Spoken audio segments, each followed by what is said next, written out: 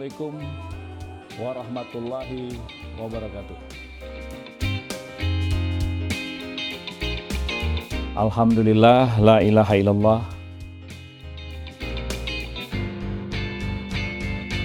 Saudaraku sekalian, mari kita renungkan hidup kita ini.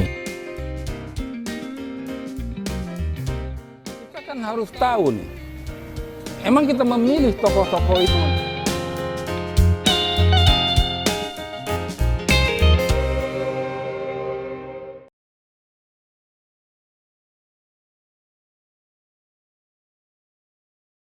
Bismillahirrahmanirrahim. Assalamualaikum warahmatullahi wabarakatuh. Jokowi paham betul imperialisme sedang mengintai. Kita ketahui bahwa semenjak era Jokowi itu kita lihat bahwa keberpihakan terhadap rakyat begitu besar. Sehingga Jokowi ini membuat grand design dan program-program yang mengoptimalkan potensi sumber daya alamnya. Sekaligus juga program hilirisasi industri. Nah, ini membuat ketakutan negara-negara yang selama ini menikmati bahan baku dari Indonesia, terutama negara-negara Eropa dan Amerika. Sesungguhnya ini menjadi problem besar bagi pemerintahan Jokowi karena menghadapi imperialisme yang sebenarnya sudah menggurita ya. Nah, ini menjadi masalah besar. Tetapi di lain sisi bahwa Jokowi sangat berpihak kepada pembangunan secara mandiri dengan mengolah sumber daya alam secara selektif dan program-program hilirisasi. Nah, ini membuat juga bagi negara menghasilkan suatu pendapatan yang besar, PAD yang besar, yang tadinya menjual bahan mentah sangat murah. Nah, ini diolah menjadi bahan setengah jadi, sehingga kelipatannya menjadi banyak gitu. Value added-nya menjadi tinggi. Nah, ini menguntungkan buat Indonesia sendiri, terutama pendapatan negara menjadi bertambah.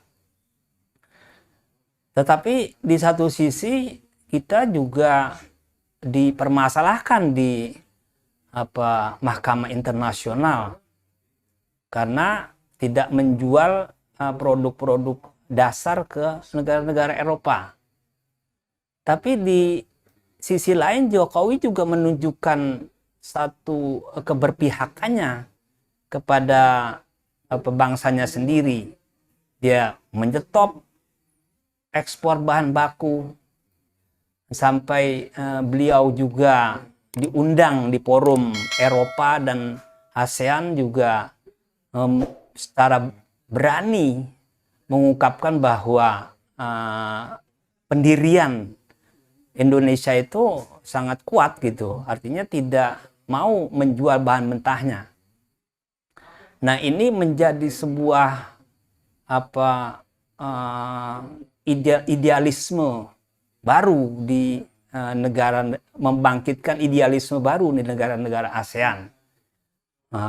Salah satunya dipromotori oleh Presiden Jokowi yang berani mengambil sikap berseberangan, bahkan berseberangan tapi juga mengajak kolaborasi. Ayo kita membangun sebuah kemitraan yang kesetaraan gitu, tidak win-loss tapi win-win benefit gitu. Nah, ini yang coba dibangun juga oleh Jokowi, sehingga negara-negara Eropa juga mulai berpikir ulang bahwa mereka harus merubah polanya yang tadinya win-loss menjadi win-win benefit. Dan di ASEAN sendiri Jokowi dianggap sebagai satu promotor yang mempromosikan bahwa kita harus berdiri sama tinggi dan duduk sama rendah gitu. Sehingga ini menjadi sebuah paradigma baru hubungan antara Eropa dengan negara-negara ASEAN. Dan juga kita lihat bahwa banyak negara-negara yang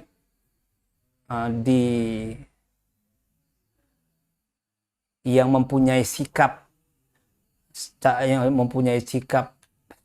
jelas, seperti kayak Taiwan bisa mempertahankan sebuah industri semikonduktornya sehingga bisa diperhitungkan oleh dunia dan menjadi sebuah magnet gitu. Semua industri-industri membutuhkan semikonduktor. Sehingga Taiwan ini menjadi leader gitu dalam semikonduktor. Nah, Jokowi juga berharap membangun sebuah ekosistem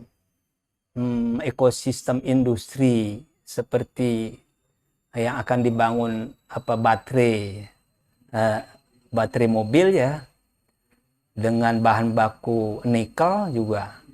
Ini juga sebuah terobosan yang brilian, sehingga nanti bahan baku baterai untuk kendaraan listrik itu bisa diproduksi oleh Indonesia, yang nantinya industri-industri mobil listrik ini sangat tergantung oleh Indonesia. Sehingga ini harus menjadi program nasional, ini program negara yang harus didorong.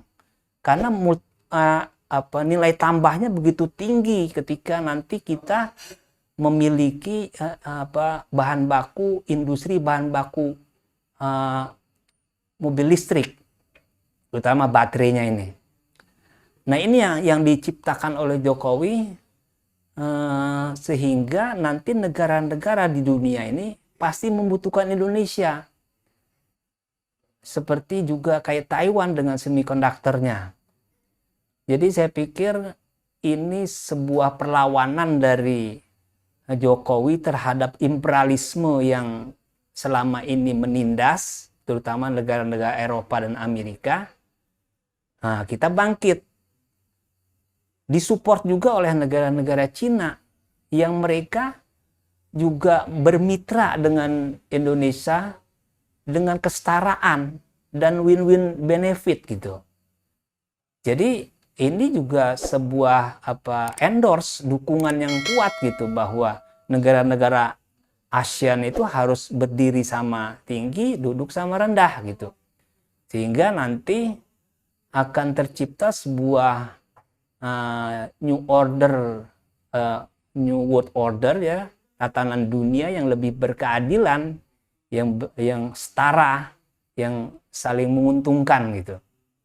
Sehingga masa depan Indonesia ini menjadi harapan juga bagi negara-negara ASEAN, dan tentunya juga akan merubah paradigma negara-negara Eropa dan Amerika untuk menjalin kerjasama dengan negara-negara berkembang yang saling menguntungkan.